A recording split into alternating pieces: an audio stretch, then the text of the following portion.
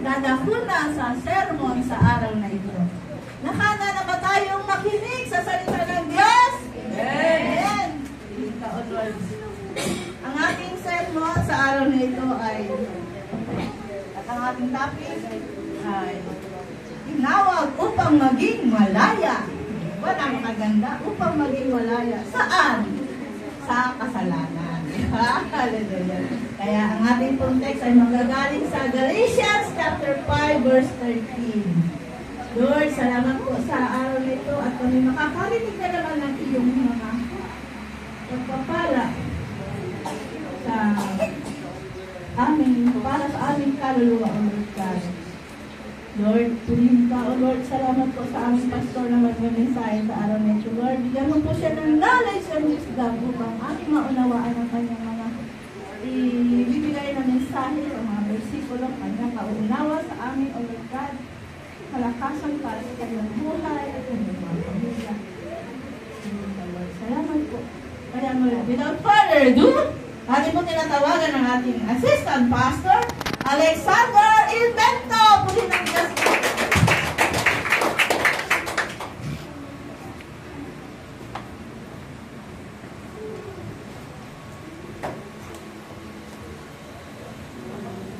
Glory to God. Palakpakan natin ang Panginoon.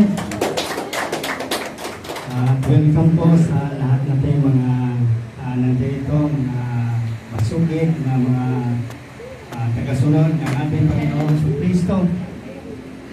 Salamat sa Panginoon na tayo ay muli sama-sama at patuloy natin pasasalamatan ang aming Panginoon sa Kristo upang tayo po'y lumawi pa ating mga buhay.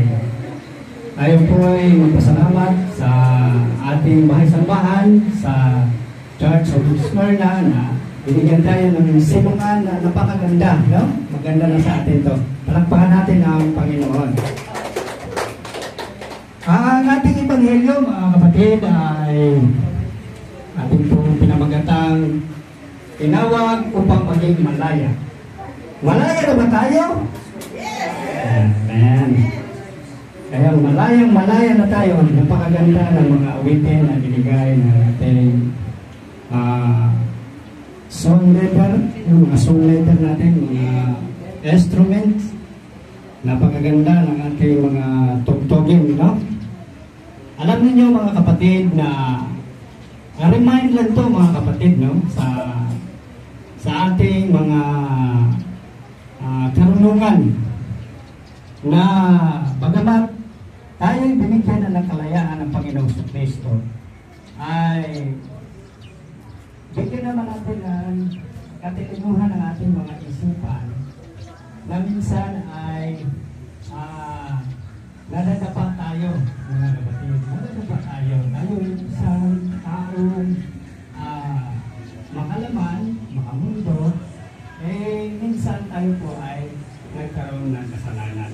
Kaya remind lang ito mga kapatid upang tayo lumakas sa ating pananampalataya.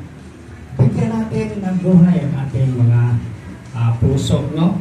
Upang ma-remind ang mga salita ng Panginoong Diyos dahil siya po ang nagbigay sa atin ng karunungan at buhay na walang hanggan. Alam niyo mga kapatid na yung kapanahunan ng mga Israel ay pinalaya ng Panginoong Diyos ang mga Israel dahil sa kalupitan ng Haring Paraon. Alam ng Diyos na minalupitan ang kanyang bayan. Kaya hinangon niya ang kanyang bayan doon sa malupit na paghahari ni Haring Paraon. Pinalaya niya at binigyan ng kalayaan upang masunod ang kautusan ng Panginoong Diyos. Dahil sa kalayaan na yan, mga kapatid, ay tuloy-tuloy ang biyaya ng Panginoong Diyos. Ngunit, dahil sa nakalimot sila, mga kapatid, sa kautusan na ibinigay ng Panginoong Diyos, ang mga nakalimot ay linipol. Linipol lahat ng Diyos dahil sa kanilang pagpapabaya sa kautusan. Ngunit sa ating mga kapanahunan, mga kapatid, ay nagbigay ng remind sa ating ang salita ng Panginoon Diyos. Kailangan lagi ipalala upang lumakas ang bawat isa sa atin, mga kapatid.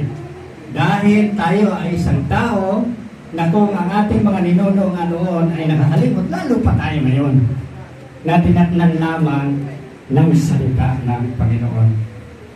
So, ang ating Ebanghelyo, mga kapatid, ay nagbibigay ng tatlong bagay.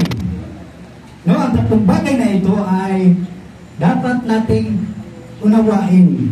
No? Unang punto na ating ipapahayag dito, mga kapatid, pinalaya tayo ni Kristo sa ilalim ng kautusan. No, mga kapatid?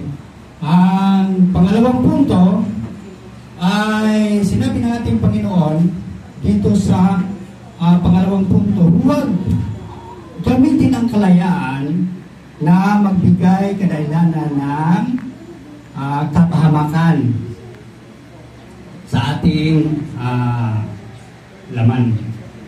Minsan napapahamak tayo, mga kapatid, dahil walang remind sa atin walang pundasyon ang iba sa atin.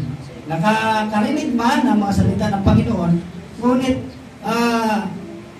nabuyo siya sa ibang mga gawain. Kaya ang kuling ng Panginoon ay gusto ng Diyos na panumbalikin ang lahat ng mga tao upang palakasin sa kanilang pananampalataya. No, mga kapatid? Yung pangatlo natin, mga kapatid, ay malaya tayong maglingkod sa Panginoon. Sa panahon natin ngayon, kailangan ibigay na natin ang pinaka-the best sa buhay. Kung ano man ang mga pagsubok na dumating sa atin, ay huwag na kayong mag-atubiling. Iwanan pa ang natitirang buhay na ibinigay ng Panginoon Diyos. So, mga kapatid, yan ang kalayaan na ipinangako ng ating Panginoon Diyos na i-remind lang sa atin ang mga katagang malaya. No? Malaya. Tinawag tayo upang maging malaya. Malaya tayo. Saan ang paraan tayo magiging malaya, no? Kung ating basahin ang ating pinaka-teksto, no? Galatians chapter 5 verse 13, no?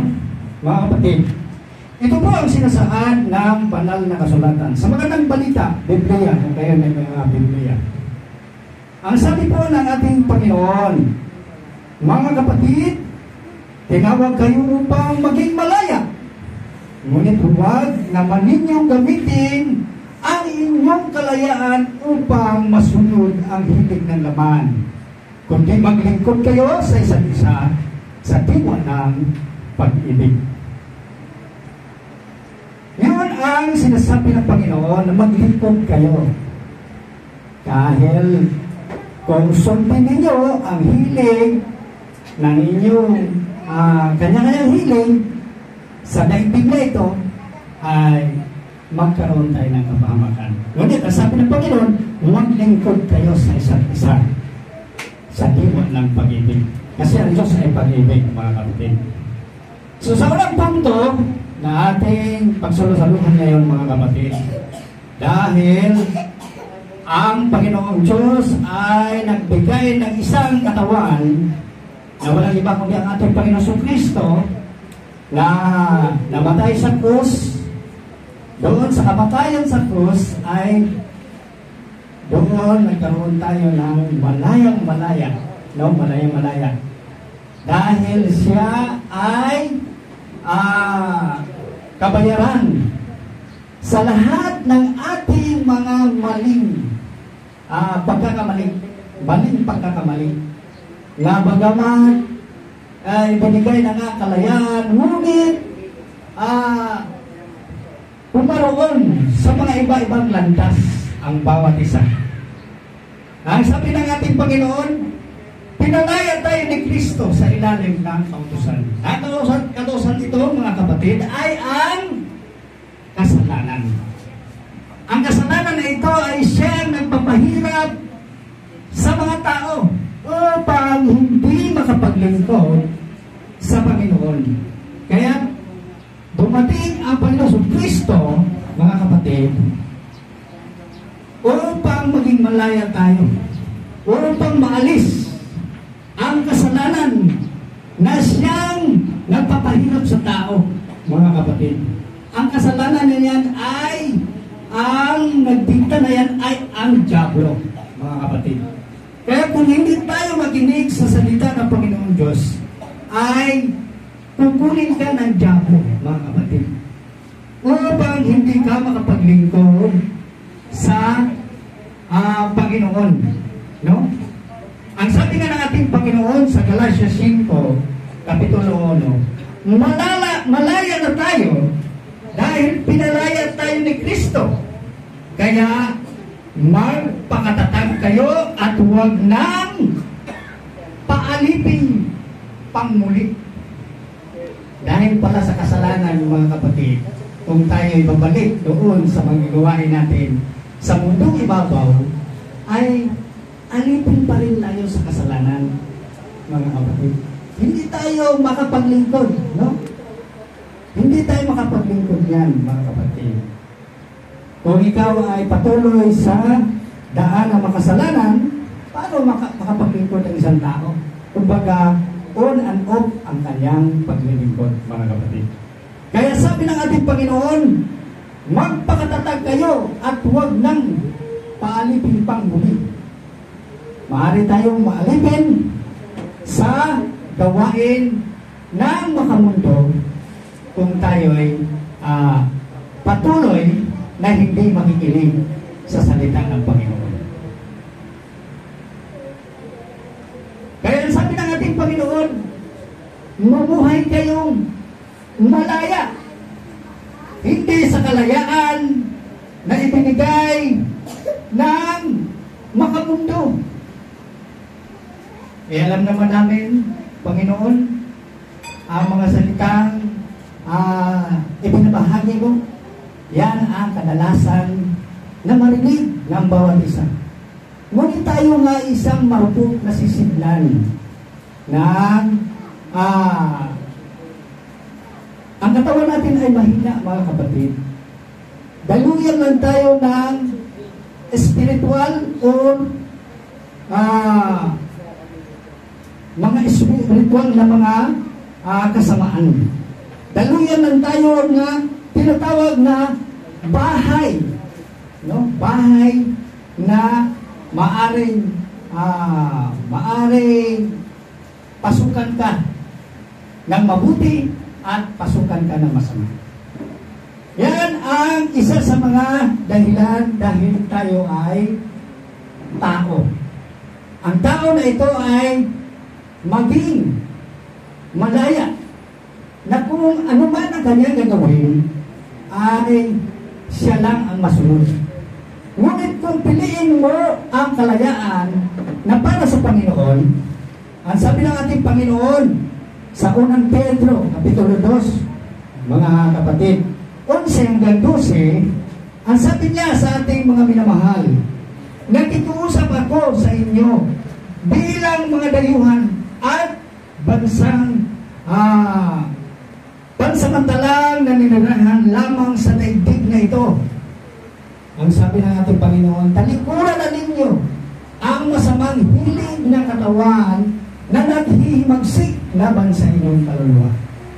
Yun ang dahilan, mga kapatid, na kung hindi natin maiwasan ang hilig ng ating mga katawan, ang ating kaluluwa na ibinigay ng Panginoong Diyos ay maghihimagsik.